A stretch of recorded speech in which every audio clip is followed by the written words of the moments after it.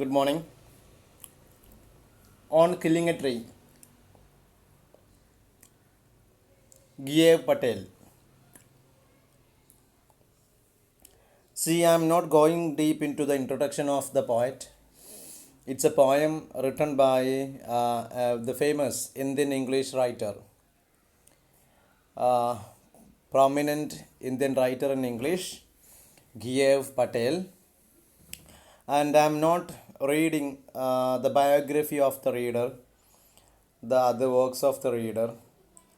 See, on killing a tree, it is included in the collection Poems, which was launched by the famous poet Nizam Ezekiel, describes man's cruelty to trees, then symbolic of nature with irony and detachment.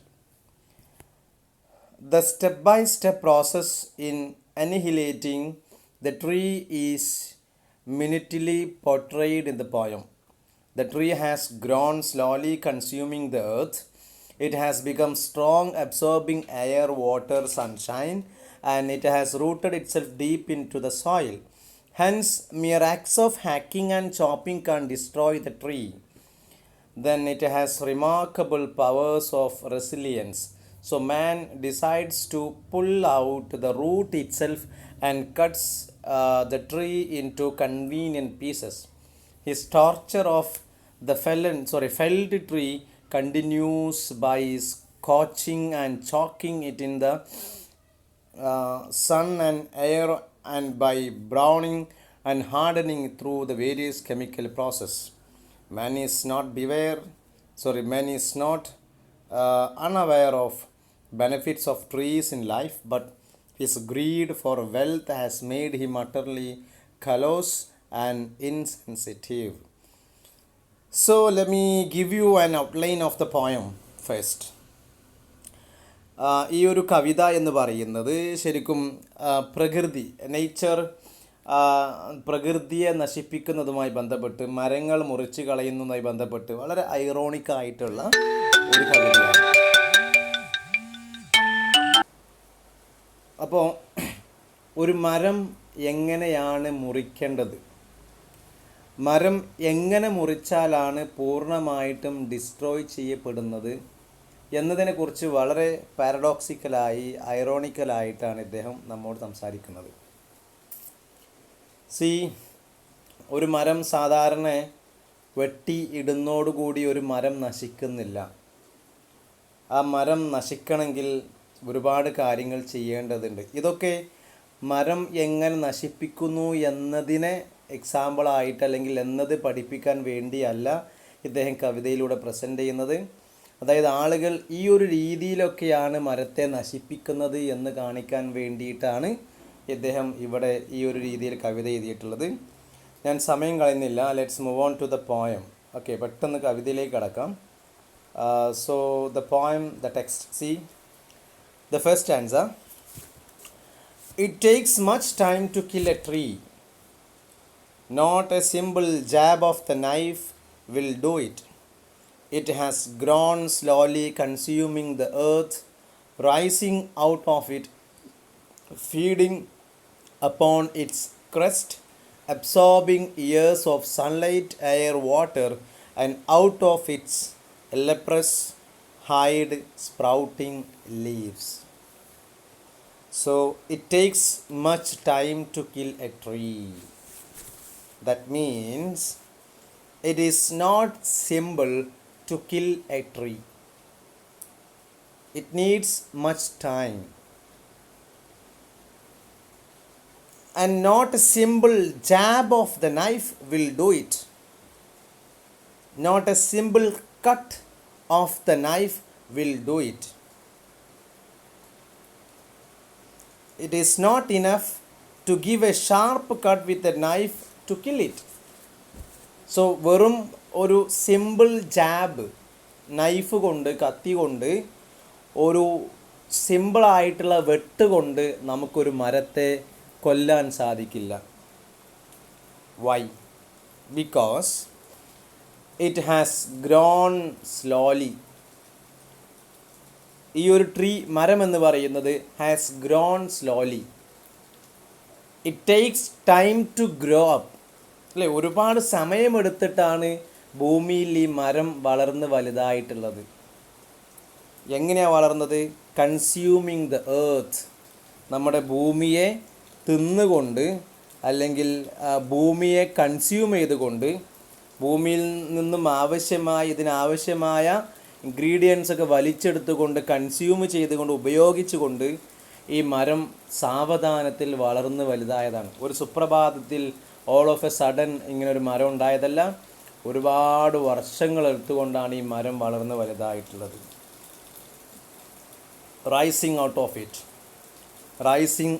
Of the earth, ഭൂമിയിൽ നിന്ന് അതിങ്ങനെ വളർന്നു ഉയർന്നു വന്നു. Feeding upon its crust, feeding upon its crust, feeding upon earth's crust, ഭൂമിയുടെ മേൽമണ്ണ്. Crest കൊണ്ട് ഏറ്റവും മേലെ ഭാഗം കാണുന്ന ആ മണ്ണിനാണ്, അല്ലെങ്കിൽ ആ മേൽമണ്ണിനാണ് ക്രസ്റ്റ് എന്ന് പറയുക. സോ ഭൂമിയുടെ മേൽമണ്ണിൽ നിന്നും അത് ഭക്ഷണം കഴിച്ചു. വളവും മറ്റു സാധനങ്ങളൊക്കെ ഈ ഭൂമിയുടെ മേൽമണ്ണിൽ നിന്നും അത് വലിച്ചെടുക്കുന്നു. Absorbing years of sunlight, it has absorbed the sunlight for years, വർഷങ്ങളോളം സൂര്യപ്രകാശം വലിച്ചെടുത്തു. എയർ, വാട്ടർ ഇതൊക്കെ വലിച്ചെടുത്തിട്ട് then out of its leprous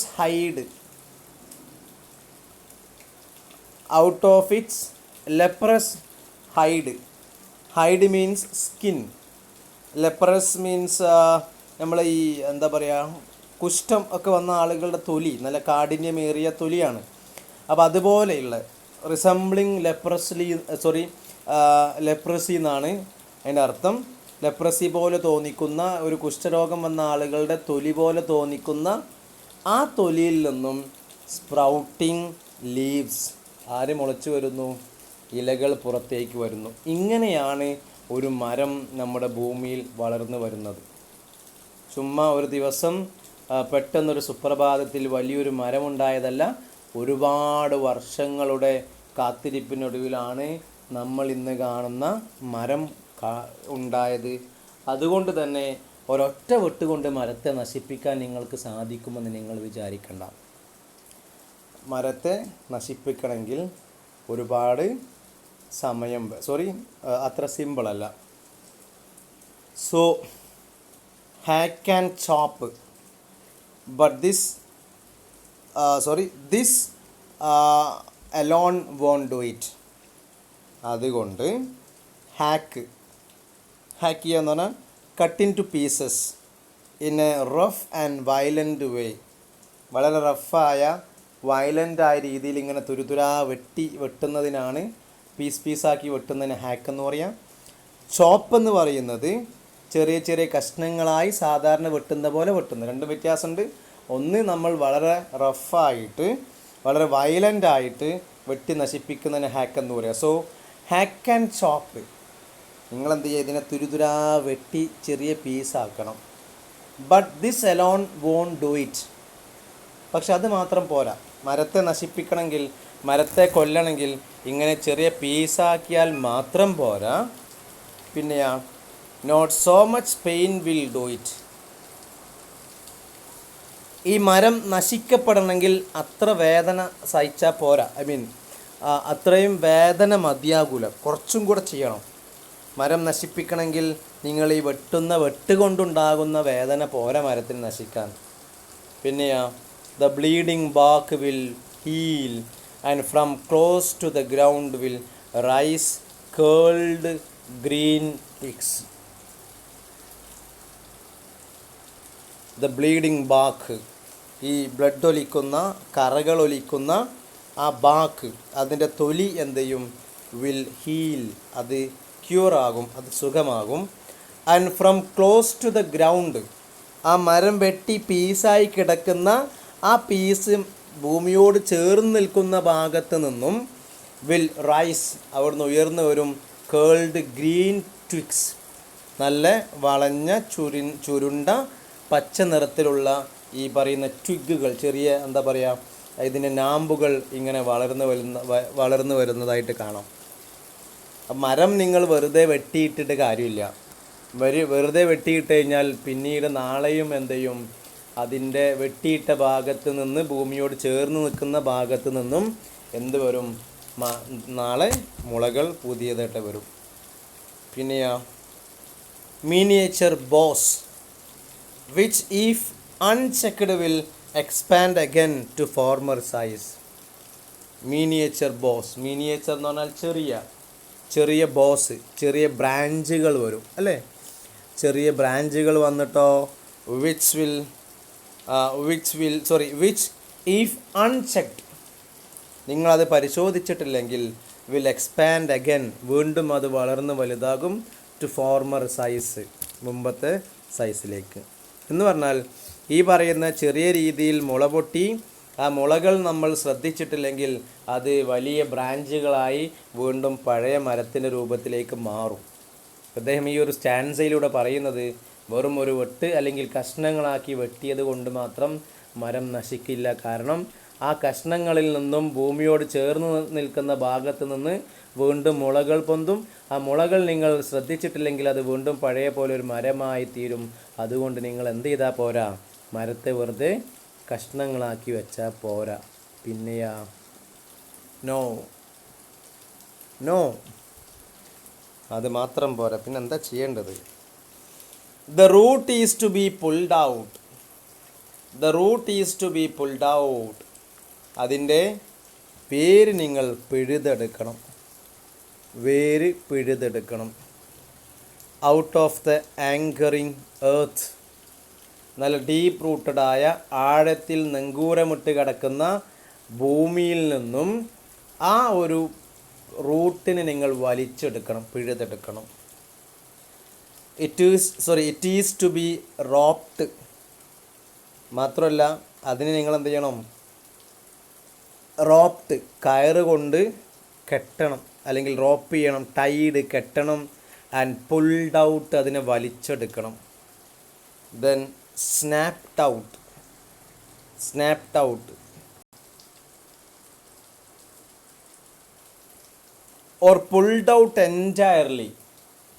അപ്പോൾ നിങ്ങൾ കയറ് കൊണ്ട് വലിച്ചെടുക്കണം, പിഴുതെടുക്കണം, അതിനെ പൂർണ്ണമായിട്ടും നിങ്ങൾ പുറത്തേക്ക് വലിച്ചിടണം.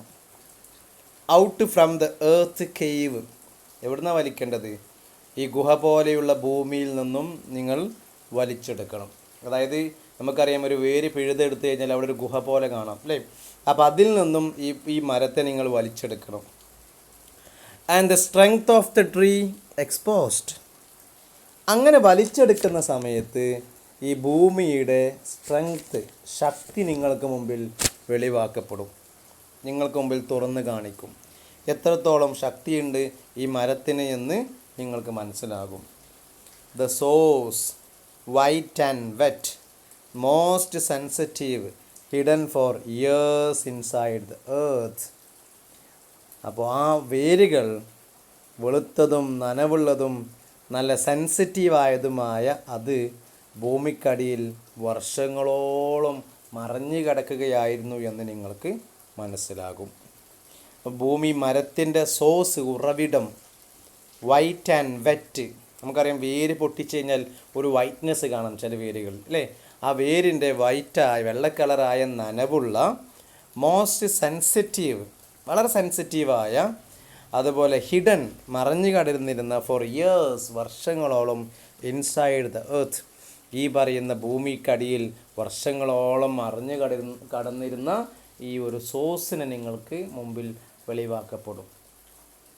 മരം നശിപ്പിക്കുകയാണെങ്കിൽ മേൽഭാഗം മുറിച്ചാൽ മാത്രം പോരാ, താഴെയുള്ള അതിൻ്റെ വേരിനെ എന്ത് ചെയ്യണം,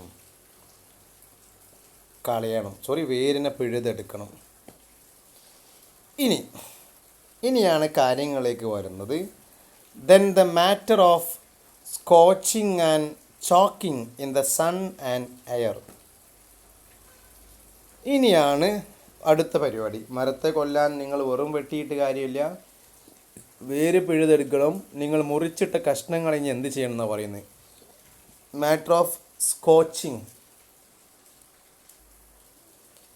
scorching means burning at a high intensity.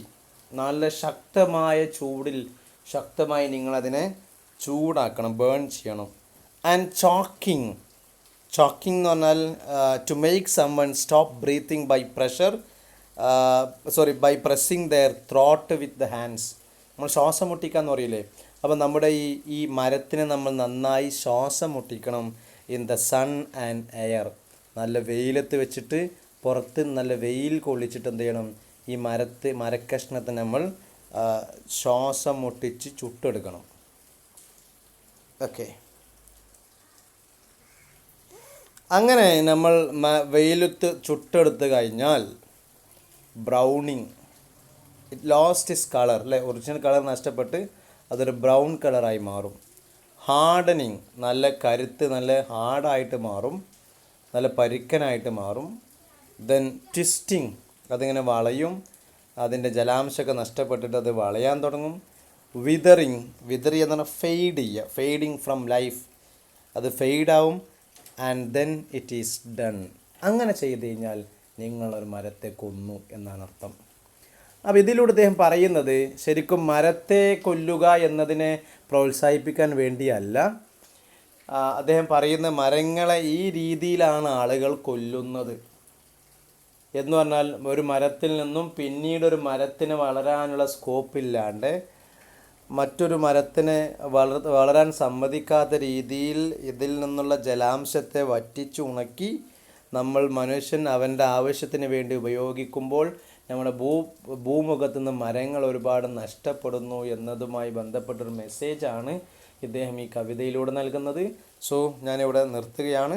Anyway, thank you.